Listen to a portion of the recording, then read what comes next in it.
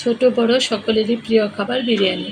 আমার পরিবারে ছুটির দিন মানেই দুপুর বা রাতের বেলা বিরিয়ানি রান্না করতে হবে।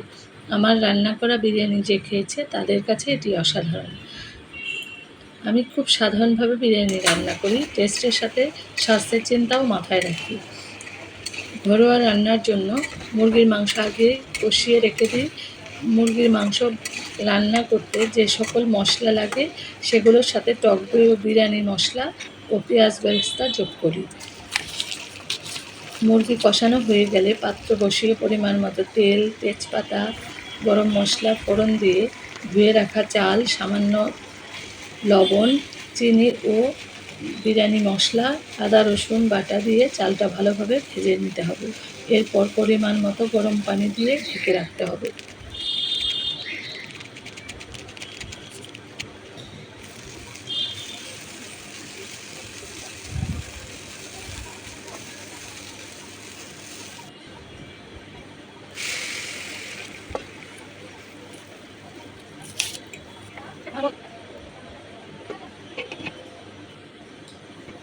ভাত ফুটে ৮০% সিদ্ধ হয়ে গেলে মুরগির মাংস দিয়ে ঢেকে রাখতে হবে।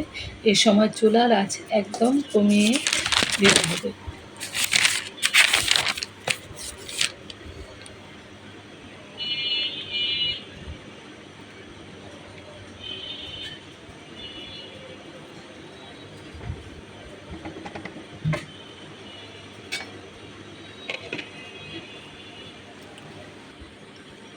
১০ মিনিট পরে ঢাকনা খুলে কয়েক ফোঁটা গোলাপ জল ও কেওড়া জল, ২-৩ চামচ ঘি ও পেঁয়াজ বেরেস্তা ছড়িয়ে আরও কিছুক্ষণ দমে রাখলেই সুস্বাদু বিরিয়ানি তৈরি হয়ে যাবে।